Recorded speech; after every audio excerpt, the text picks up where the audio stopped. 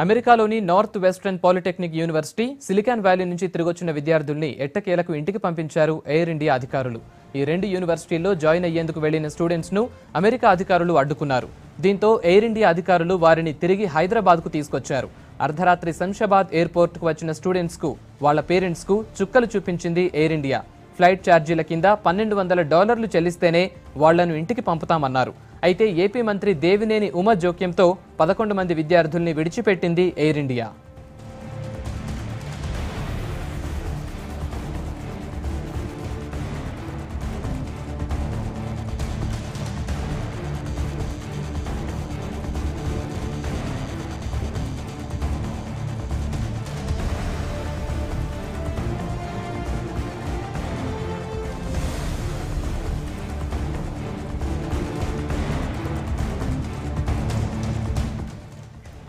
అమెరికాలోని north western polytechnic university silicon valley నుంచి తిరిగొచ్చిన విద్యార్థుల్ని ఎట్టకేలకు ఇంటికి పంపించారు ఎయిర్ ఇండియా అధికారులు.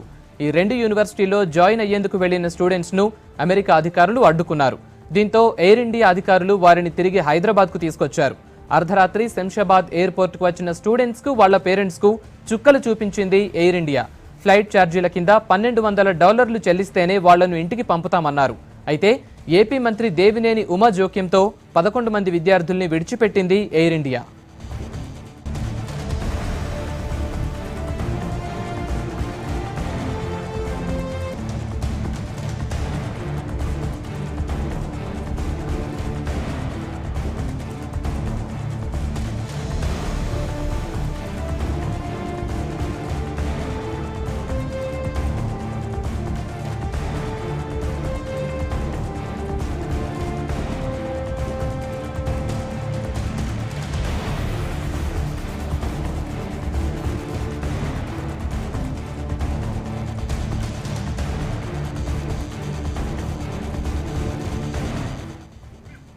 అయితే వీసా ఉన్న అమెరికన్ ఇమిగ్రేషన్ అధికారులు ఎంట్రీ ఇవ్వకపోవడంతో వేలాది మంది స్టూడెంట్స్ పేరెంట్స్లో గందరగోళం నెలకొంది. అమెరికాలోని కొన్ని వర్సిటీలు అడ్మిషన్స్ ఇచ్చి యుఎస్ కాన్సులేట్ వీసా మంజూరు చేస్తుంది. అమెరికా ఎయిర్పోర్ట్లో ఇమిగ్రేషన్ అధికారులు ఎంట్రీ ఇవ్వటం లేదు. ఎందుకు ఈ పరిస్థితి? అసలు నిబంధనలు ఏం చెబుతున్నాయి? అమెరికా కాన్సులేట్ ఇచ్చిన వీసానే ఆ దేశ ఇమిగ్రేషన్ అధికారులు ఎందుకు అనుమతించడం లేదు? ఈ విషయాలపై డీటెయిల్స్ అందించడానికి పాండు లైవ్లో రెడీగా ఉన్నారు. పాండు, చెప్పండి, ఈ సమస్య అసలు ఇప్పుడు ఎందుకు వచ్చింది? ఎప్పుడు మొదలైంది? ఇది రాష్ట్రం నుంచి ఎంతమంది విద్యార్థులు వీసాలు తీసుకుని రెడీగా ఉన్నారు?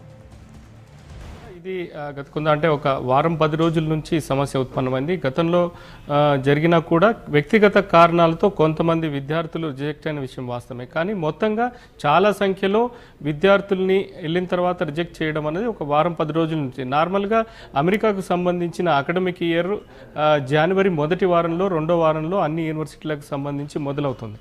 అదే వాళ్ళ అకాడమిక్ ఇయర్ దానికి సంబంధంగా ఒక వారం వారం రోజుల ముందు కానీ లేదంటే ఆ టైంలో కానీ విద్యార్థులు వెళ్తారు.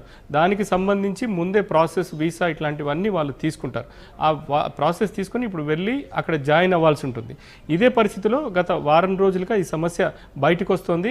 గత 3-4 రోజులుగా ఈ సమస్య వెళ్ళిన విద్యార్థులందరినీ అక్కడ ప్రత్యేకించి ఈ 2 యూనివర్సిటీలకి సంబంధించిన విద్యార్థుల్ని వెనక్కి పంపిస్తున్నారని తెలిసింది.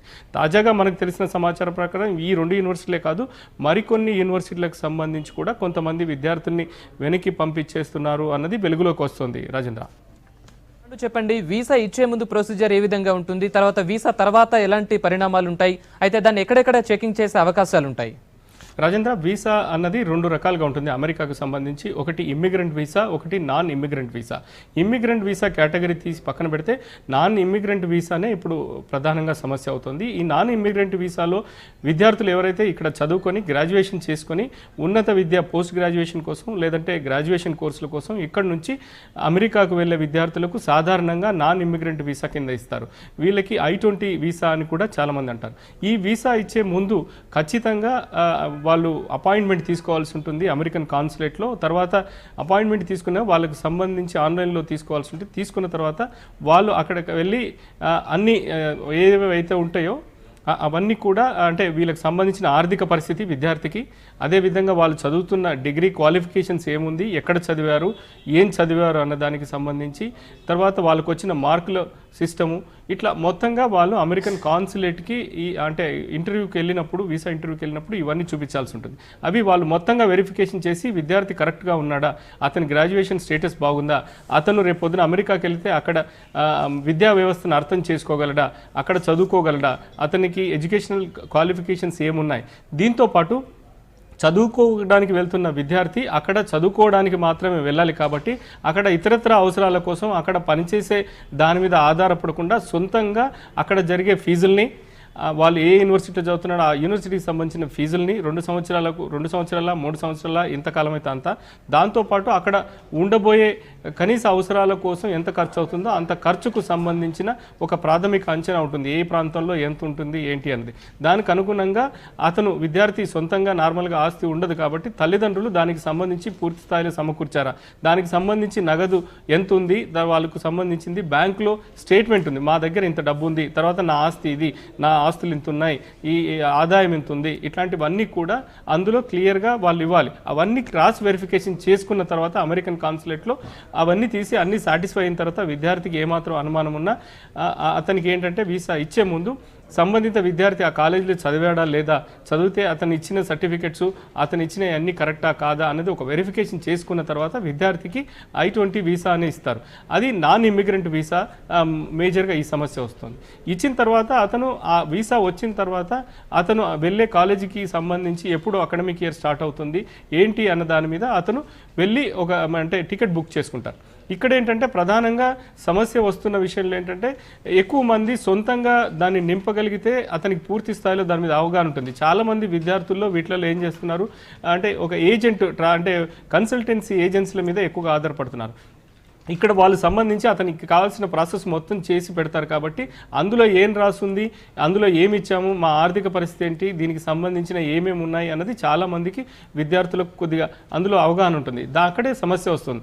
రెండోది ఇమిగ్రేషన్ నాన్ ఇమిగ్రెంట్ కోసం ఏదైతే అమెరికా వెళ్ళిన తర్వాత అక్కడ ఇమ్మిగ్రేషన్ అధికారులు మళ్ళీ ఒకసారి వెరిఫికేషన్ చేసుకుంటారు. ఈ విద్యార్థి వచ్చిన యూనివర్సిటీ ఏది, ఈ విద్యార్థికి సంబంధించిన ఆస్తుల విషయాలేంటి, దానికి సంబంధించిన క్వాలిఫికేషన్స్ ఏంటి, ఇట్లాంటి విషయాలు అక్కడ ఇమ్మిగ్రేషన్ అధికారులు చూసిన తర్వాత అతను సాటిస్ఫై అయిన తర్వాత అతని అమెరికాలోకి వెళ్లేందుకు చదువుకునేందుకు అనుమతిస్తారు. ఇక్కడే గత కొన్ని రోజులుగా సమస్య వస్తుంది.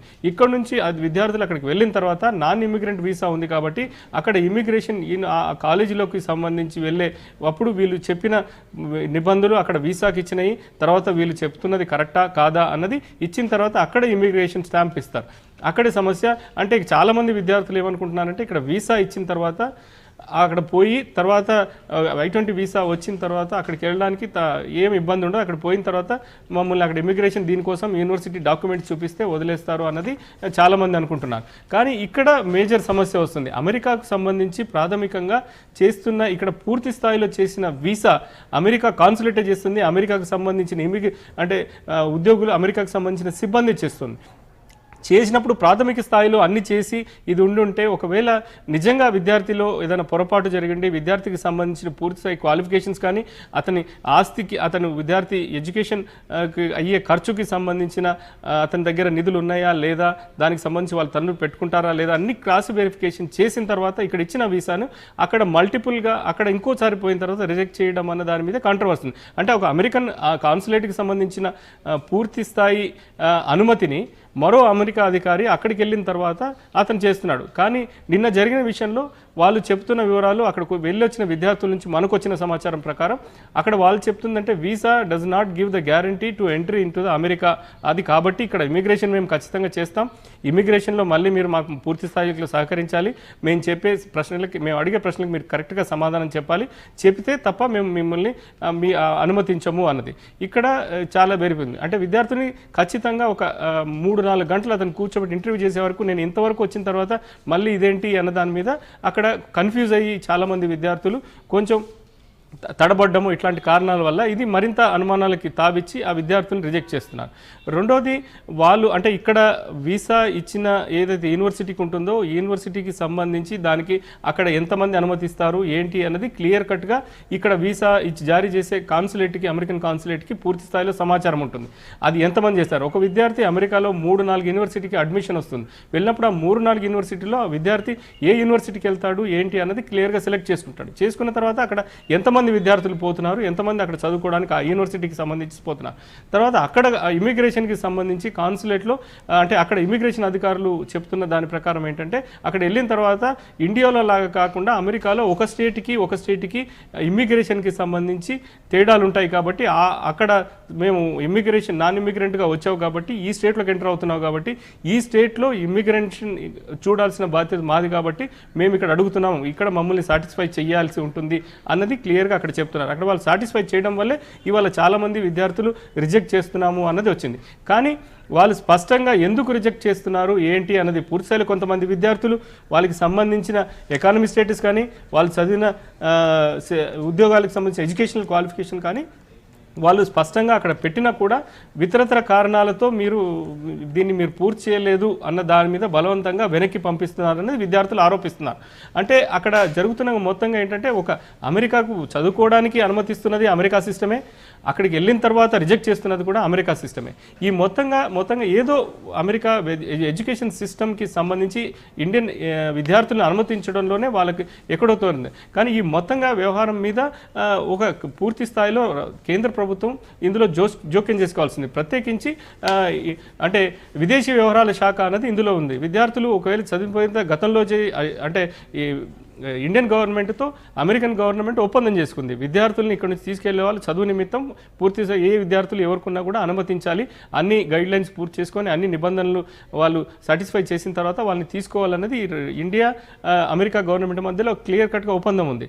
దాన్ని ఇవాళ అమెరికన్ గవర్నమెంట్ చేసిన తర్వాత ఏదో కారణాలతో విద్యార్థులను రిజెక్ట్ చేయడము అన్నది చాలామంది తల్లిదండ్రుల ఆందోళన ఏముందంటే ఇప్పుడు పోతున్న విద్యార్థులు సరే, ఇప్పుడు ఆల్రెడీ అక్కడ చదువుతున్న విద్యార్థుల పరిస్థితి ఏంటి, ఏదైనా కారణాలతో రేపొద్దున ఇంత కష్టపడి విద్యార్థులను అక్కడ పంపించిన తర్వాత అక్కడ వాళ్ళకి సరైన సదుపాయాలు లేదంటే అమెరికాలో చదివి అక్కడే ఉద్యోగం చేసి తమకు అంటే చదువుతున్నాడని గొప్పగా చెప్పుకున్న తర్వాత అక్కడ ఏమి దొరకకుండా వెనక్కి వస్తే మళ్ళీ పరిస్థితి ఇంత ఖర్చు పెట్టినా కూడా తమ పిల్లలు స్థిరపడలేదు అన్న బాధ తల్లిదండ్రుల్లో ఖచ్చితంగా ఉంటుంది. ఇదే మొత్తంగా ఈ సిస్టమ్ మీద క్లారిటీ అనేది రాకపోవడం వల్ల అటు విద్యార్థుల్లో కానీ చదువుతున్న విద్యార్థులను గందరగోళపరుస్తుంది, ఇప్పుడు వెళ్లాల్సిన విద్యార్థుల్లో గందరగోళపరుస్తుంది. అదేవిధంగా అక్కడ ఉంటున్న వారి తల్లిదండ్రులు ఇప్పుడు తర్వాత మరికొద్ది రోజుల్లో ఇంకొన్ని యూనివర్సిటీలకు సంబంధించి అడ్మిషన్ ప్రక్రియ ప్రారంభమవుతుంది. జనవరి ఎండింగ్ వరకు కూడా విద్యార్థులు అక్కడ ఉన్న అకాడమిక్ ఒక్కొక్క స్టేట్కి సంబంధించిన నిబంధన ప్రకారం ఇక్కడ నుంచి విద్యార్థులు వెళ్తారు. వాళ్ళందరిలో కూడా ఇది ఒక పెద్ద కన్ఫ్యూజన్ క్రియేట్ అయింది. రాజేంద్ర. రైట్ పండు, థ్యాంక్ యూ. అండ్ మీరు లైన్లోనే ఉండండి. అమెరికాలో 2 యూనివర్సిటీలకు సంబంధించి ఇప్పటికే చదువుతున్న సీనియర్లకు ఎలాంటి ఇబ్బంది లేదని వారు అంటున్నారు. కొత్తగా చేరిన విద్యార్థుల్లో కొందరు సరైన సమాచారం ఇవ్వకపోవడం వల్లే వెనక్కి పంపిస్తున్నారని వారు చెబుతున్నారు. యూనివర్సిటీలో ఉంటున్న తమకు ఏ ఇబ్బంది లేదని ఓ సీనియర్ స్టూడెంట్ చెప్పాడు. మేము సీనియర్ స్టూడెంట్స్ కాబట్టి మాకైతే ఇప్పుడు దాకా ఎటువంటి జరగలేదు, ఎటువంటి నోటీసు రాలేదు. పైగా మా యూనివర్సిటీ వాళ్ళే మేము మళ్ళీ ఎక్కడ టెన్షన్ పడతామని మా పోర్టల్స్లో వాళ్ళే మెసేజ్ జనరేట్ చేస్తున్నారు ప్రతి సెకండ్. కరెంట్ స్టూడెంట్స్కి ఎటువంటి ఇబ్బంది లేదు, ఎవరిని రిటర్న్ పొమ్మని చెప్పలేదు అన్న ఒక్క క్లారిటీ మీరు కానీ ఛానల్స్లో కానీ ఎక్కడైనా స్క్రోలింగ్ ఇస్తే కరెంట్ స్టూడెంట్స్ వరకు హ్యాపీగా ఉంటాం.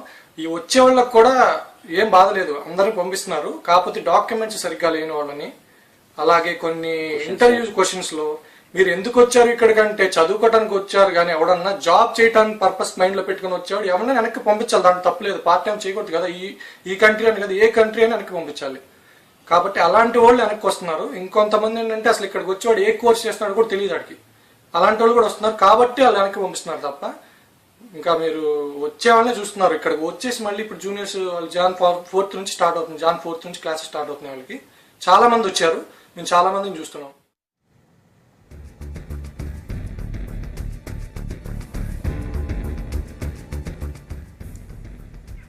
రైట్, ఇక స్టూడెంట్స్ వీసాపై అమెరికా వెళ్లిన సుధీర్ను అక్కడి ఎయిర్పోర్ట్లో ఇమిగ్రేషన్ అధికారులు అనుమతి ఇవ్వలేదు.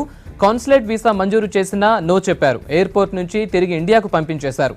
అసలు అక్కడ ఏం జరిగింది, అధికారులు ఏమన్నారు, ఎందుకు ఈ సమస్య వచ్చిందో స్టూడెంట్ సుధీర్ మాటల్లోనే విందాం. I-20లో నాన్ ఇమిగ్రెంట్ స్టూడెంట్ స్టేటస్ అని రాస్తారు. నాన్ ఇమిగ్రెంట్ అంటే మనకు అక్కడ ఇమిగ్రేషన్ అక్కడే జరుగుతుంది, యూఎస్లో ఇమిగ్రేషన్ జరుగుతుంది, ఇండియాలో జరగదు. వీళ్ళు కారణం ఇది చూపిస్తున్నారు, నాన్ ఇమిగ్రెంట్ కాబట్టి ఇక్కడ చేస్తున్నాం ఇమిగ్రేషన్, కాబట్టి మాకు రిజెక్ట్ చేసే అధికారం ఇక్కడ ఉంటుందని చెప్తున్నారు వాళ్ళు. అయితే ఇది వీసా వచ్చింది, మనకి వీసా వచ్చినప్పుడు జనరల్గా మనకి వాళ్ళకి వాళ్ళు ఏమని చెప్తున్నారు, వీళ్ళు అడ్మిషన్స్ ఎక్కువ ఇస్తున్నారు, ఈ యూనివర్సిటీ వాళ్ళు మేము పెట్టే రూల్స్ కన్నా ఎక్కువ అడ్మిషన్స్ ఇచ్చేస్తున్నారు, అందుకని రిజెక్ట్ చేస్తున్నాం అంటున్నారు. ఎక్కువ అడ్మిషన్స్ ఇచ్చినప్పుడు కరెక్టే, వాళ్ళు ఇచ్చారు. కొంతమంది జనరల్గా స్టూడెంట్స్ ఏంటంటే ఒక కాలేజీకి పెట్టుకోరు, ఒక 4 కాలేజీలు పెట్టుకుంటారు, 5 కాలేజీలు పెట్టుకుంటారు. నేను 3 కాలేజీలు పెట్టుకున్నా. 3 కాలేజీలు పెట్టుకుంటే 2 అడ్మిషన్లు వచ్చినాయి. జనరల్గా అలా పెట్టుకుంటారు. పెట్టుకున్న వాళ్ళందరూ ఆ కాలేజీలకు యూనివర్సిటీస్కి వెళ్ళరు, ఏదో ఒక వీసాలు. ఆఖరికి ఇప్పుడు ఎన్పియూకి వచ్చినా నాకు వేరే యూనివర్సిటీ వచ్చిందనుకో, నేను ఎన్పియూ మీద వెళ్ళి అక్కడ నాకు యూనివర్సిటీ మారే అవకాశం కూడా ఉంటుంది అనమాట. అయితే ఇది మాకు వీసా ఇచ్చేసారు. మాకు January 7th నుంచి జాయిన్ అవ్వాలి అక్కడికి. కొన్ని పర్సనల్ రీజన్స్ వల్ల మేము ఒక 10 days మళ్ళీ అక్కడ క్లైమేట్ అది అడాప్ట్ చేసుకోవడానికి అది మేము ముందు వెళ్ళాం అనమాట. ఇక్కడ పార్ట్ టైమ్స్ జాబ్స్ కోసం చేస్తావా అన్నారు. నేను చేయను, నాకు అవసరం లేదు, నాకు ప్రాపర్టీస్ అవి ఉన్నాయి, నాకు అవసరం లేదు, డాడీ డబ్బులు పంపుతారు, నాకు ఏమైనా ప్రాబ్లం వస్తే కంగులు చూసుకున్నాను, నాకు అవసరం లేదు పార్ట్ టైం అంటే. కాదు, నువ్వు చేయాల్సిందే, అందరూ అలాగే చెప్తున్నారు, నువ్వు చేయాలని చెప్పి ఫోర్స్ చేసేసి రాసేసుకున్నాడు. పార్ట్ టైం కూడా చేయడానికి వస్తున్నాడు అని చెప్పి అవి కూడా రాసేసుకుని ఇంకా చాలా క్వశ్చన్స్ అడిగారు అనమాట. ఏదో మొత్తం మీద అక్కడ ఏం జరిగిందో మనకు తెలియదు. యాక్చువల్గా ఏంటంటే సిలికాన్ వ్యాలీ యూనివర్సిటీలో ఇంతకుముందు అడ్మిట్ అయిన ఒక పర్సన్ టెర్రరిస్ట్ అటాక్లో ఉన్నాడని చెప్పి అతన్ని సిలికాన్ వ్యాలీ డీన్ని పోలీస్ కేసులో అరెస్ట్ చేసామని చెప్పి మాకు అక్కడ కస్టమ్స్ వాళ్ళు చెప్పారు, సిలికాన్ వ్యాలీ యూనివర్సిటీ వాళ్ళని. అయితే ఇట్లా ఎక్కువ అడ్మిషన్స్ ఇస్తున్న కాలేజీని బ్లాక్ లిస్ట్లో పెట్టామన్నారు. అవన్నీ అయిపోయాక లాస్ట్లో మీకు 3 ఆప్షన్స్ ఇస్తాము. ఒకటి, మీ అన్నీ పర్ఫెక్ట్గా ఉండి లై డిటెక్టర్ టెస్ట్లో అన్నీ పెడతాము, చాలా 4-5 టెస్టులు ఉంటాయి, అన్నీ మీకు చేస్తాము. అన్నీ పర్ఫెక్ట్గా ఉండి ఒక్క చోటనన్నా మీరు ఎక్కడో చోటన అబద్ధం ఆడుతున్నారని తెలిస్తే కనుక మిమ్మల్ని 5 years జైల్లో వేస్తాము, $200 million ఫైన్ కట్టాలి అన్నాడు. లేదు, నాకు ఇది మంచి యూనివర్సిటీ కాదు, ఇది అంత మంచి యూనివర్సిటీ కాదు, ఇంకా నీకు స్కోర్ బాగానే ఉంది, ఇంకో మంచి యూనివర్సిటీ పెట్టుకో, అది ఇది అన్నాడు. లేదు, సెకండ్ ఆప్షన్ ఏంటంటే నీకు నువ్వుగా నేను వెళ్ళిపోతున్నాను అని చెప్పి, ఇది మంచి యూనివర్సిటీ కాదు, నేను ఎందుకని వెళ్ళిపోతున్నాను అని చెప్పి సంతకం పెట్టి వెళ్ళిపో. థర్డ్ది ఏంటంటే నువ్వు అలా చేయనన్నావు అనుకో, మేమే పెట్టేస్తాం రిజెక్ట్ అని చెప్పి. మేము రిజెక్ట్ అని పెడితే కనుక 5 ఏళ్ళ వరకు యూఎస్లకి నీకు ఆపర్చునిటీ ఉండదు, విజిటింగ్ వీసా కూడా రాదు అని అది చెప్పి బలవంతంగా మేమేదో తప్పు చేసి మేముగా వెనక్కి వచ్చేస్తున్నాం అన్నట్టుగా అందరి చేత సంతకాలు పెట్టించుకుని కూర్చోబెట్టారు. మాకు అప్పుడు కూడా చెప్పలా, యూనివర్సిటీ బ్లాక్ లిస్ట్లో ఉందని కూడా చెప్పలా. అంతా అయిపోయాక మమ్మల్ని అందరినీ ఒక రూమ్కి తీసుకెళ్ళారనమాట. అక్కడ వాళ్ళ సూపర్వైజరు, వాళ్ళ కస్టమ్స్ వాళ్ళ హెడ్ వచ్చాడు అనమాట. వాడు వచ్చి మాకు అప్పుడు చెప్పాడు, మీరు ఇప్పుడు పెట్టిన యూనివర్సిటీలు బ్లాక్ లిస్ట్లో ఉన్నాయి, అందుకనే వీసా రిజెక్ట్ చేస్తున్నాం. మీకు మీరుగా వెళ్ళిపోతున్నారు కాబట్టి మీకు ఛాన్స్ ఉంటుంది, మీరు మేబీ ఇంకో యూనివర్సిటీకి అప్లై చేసుకోవచ్చు, కానీ మీరు ఒప్పించాలి అక్కడ వీసా ఆఫీసర్ని మళ్ళీ వీసాకి వెళ్ళినప్పుడు అన్నాడు. మేము అదే అడిగాం, సరే ఇవన్నీ చెప్తున్నారు, మరి మాకు వీసా ఎందుకు ఇచ్చారు, బ్లాక్ లిస్ట్లో ఉన్నప్పుడు మీకు తెలుస్తుంది కదా, వాడు అడ్మిషన్స్ ఎన్ని ఇస్తున్నాడో కాదు కదా, అడ్మిషన్స్ ఎన్నెన్నో ఇచ్చుకుంటాడో, అందరూ జాయిన్ అవ్వాలని